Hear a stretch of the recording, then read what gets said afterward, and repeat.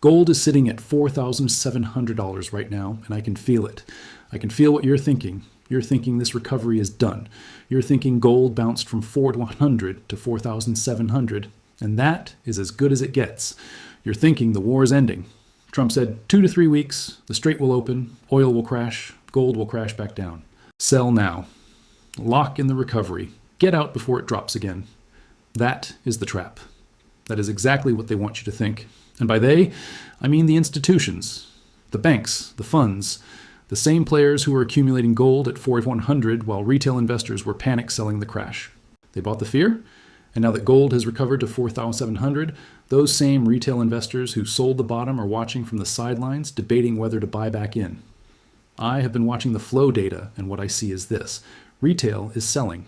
Institutions are buying. Every single dip gets accumulated by the big players, while the small holders who got scared by the crash are dumping their positions into the rally. That is how markets work at major turning points. The smart money buys your fear, and right now the smart money is accumulating gold while you're debating whether to sell it. And in the next 20 minutes, I'm going to show you why selling gold anywhere near 4,800 is the worst financial decision you could make in 2026.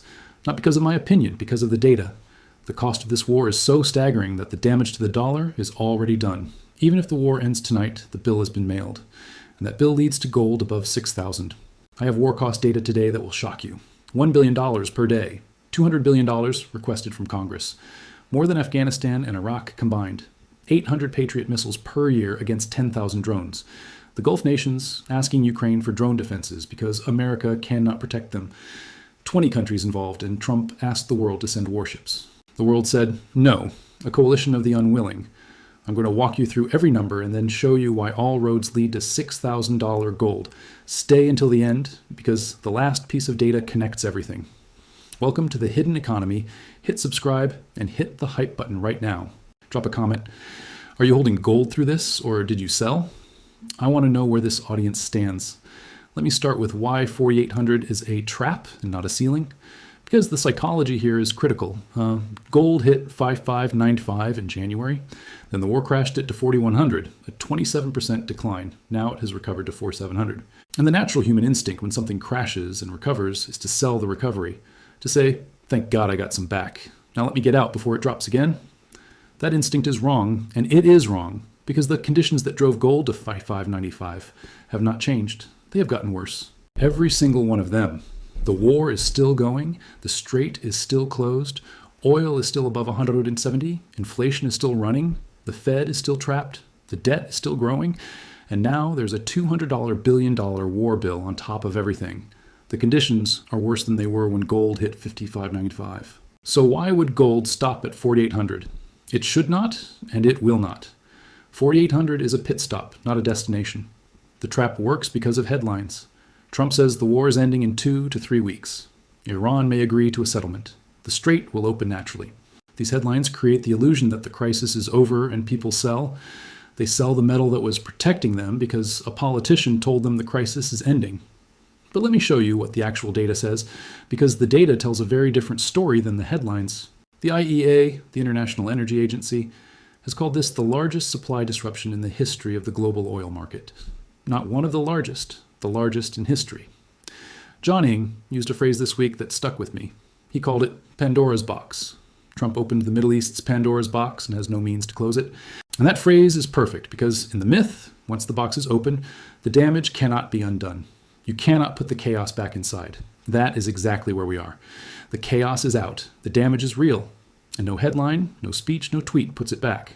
The infrastructure in the Gulf has been physically destroyed, refineries hit. LNG terminals damaged, gas wells bombed, storage facilities burned. Even if every gun goes silent tomorrow morning, the physical damage takes months or years to repair. And here is what makes the box impossible to close.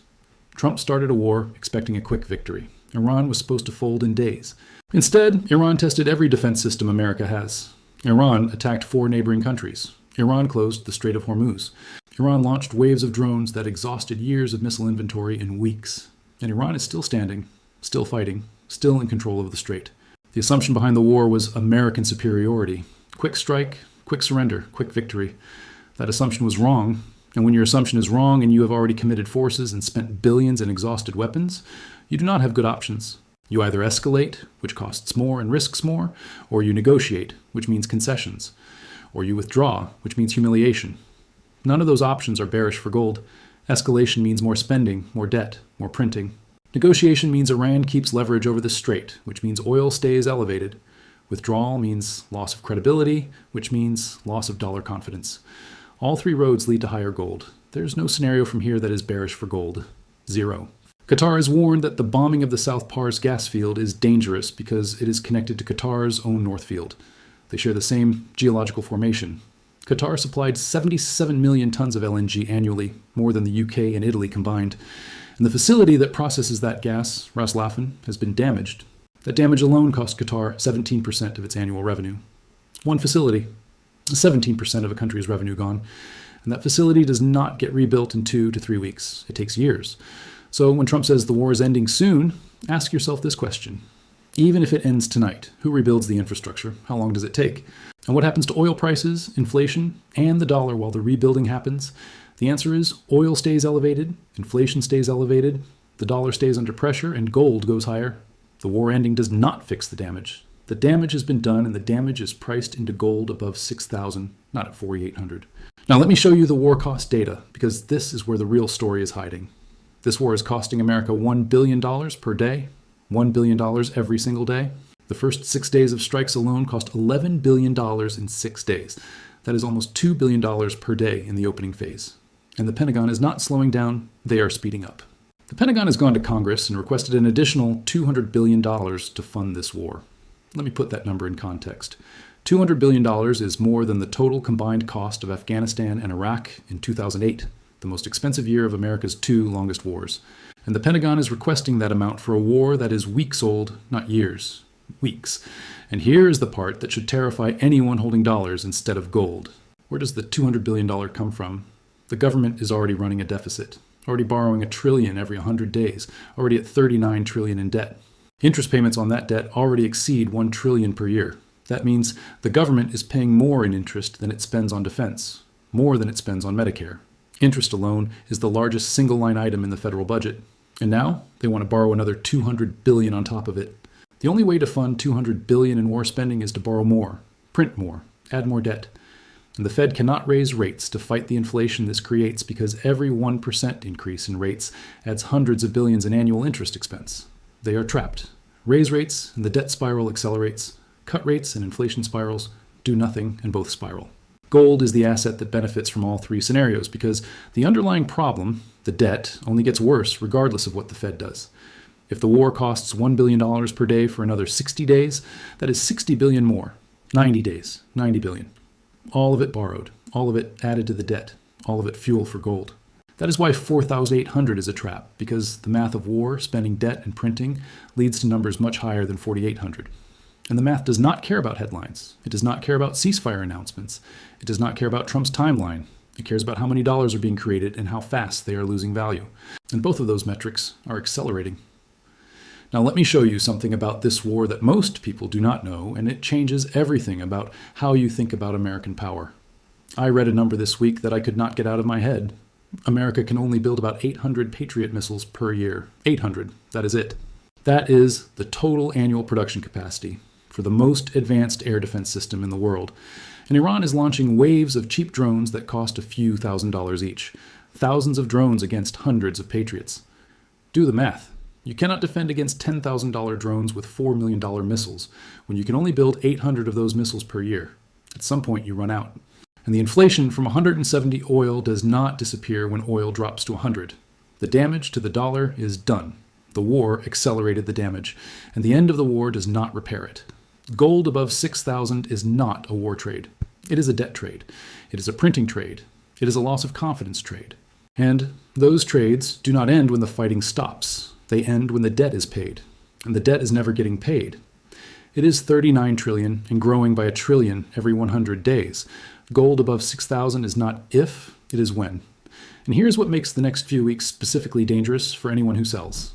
If Trump announces a ceasefire, gold dips on the headline. The weak hands sell, the institutions buy. And then within days, the market realizes that the ceasefire does not fix anything.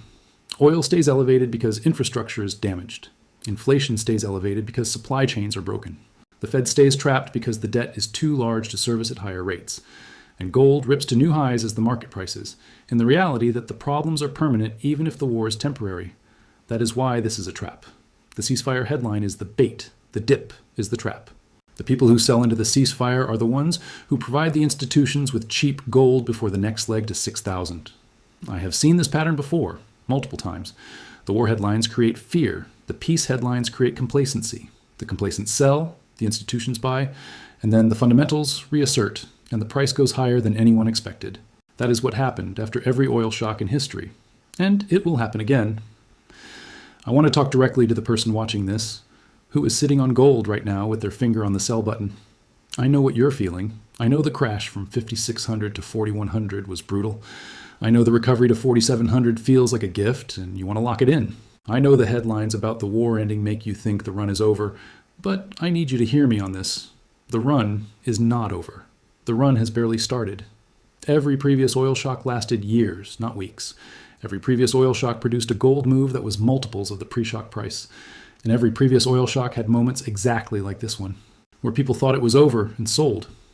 And those people watched from the sidelines as gold went 5x or 8x from the point where they sold. I'm not telling you what to do with your money. That is your decision. But I'm telling you what the data says. The largest oil shock in history, 39 trillion in debt, a trapped Fed, 200 billion in war spending, allies defecting, the world refusing to join. That is not a setup for gold at 4,800. That is a setup for gold at 6,000 and beyond. And silver at $72 in this environment is even more undervalued than gold because silver has crashed 50% from 121, while gold has only crashed 27% from 5,600. The ratio is screaming that silver is the bigger opportunity. But gold is the story today. And the story says selling here means selling the cheapest gold you will ever see again. Gold at 4,800 with a $200 war bill, 800 missiles a year, allies defecting, the world refusing to join, infrastructure destroyed, inflation running, the Fed trapped, and the debt at 39 trillion is the cheapest gold will ever be again relative to what is coming. 6,000 is not a dream. It is math, and the math is undefeated. Drop a comment. Tell me, are you holding or did you sell? Tell me if the war cost data surprised you. Tell me what you think happens when Trump speaks tonight. I will pin the best analysis. Share this video with every gold holder who is thinking about selling at 4,800.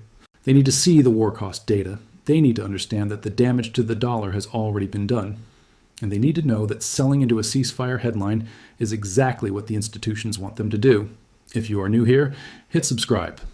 I cover the war costs, the gold thesis, the Fed trap, and every data point that connects them. Links in the description. This is the hidden economy. Gold at 4,700. The trap is 4,800. The target is 6,000. John Eng says above 6,000. JP Morgan and Goldman Sachs range goes to 6,300. The IEA calls this the largest supply disruption in history. War costing $1 billion per day. Pentagon requesting $200 billion, more than Afghanistan and Iraq combined. 800 Patriot missiles a year against thousands of cheap drones.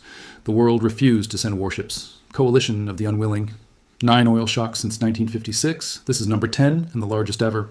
Infrastructure destroyed. Takes years to rebuild. 39 trillion in debt. The Fed trapped. The math leads to 6,000.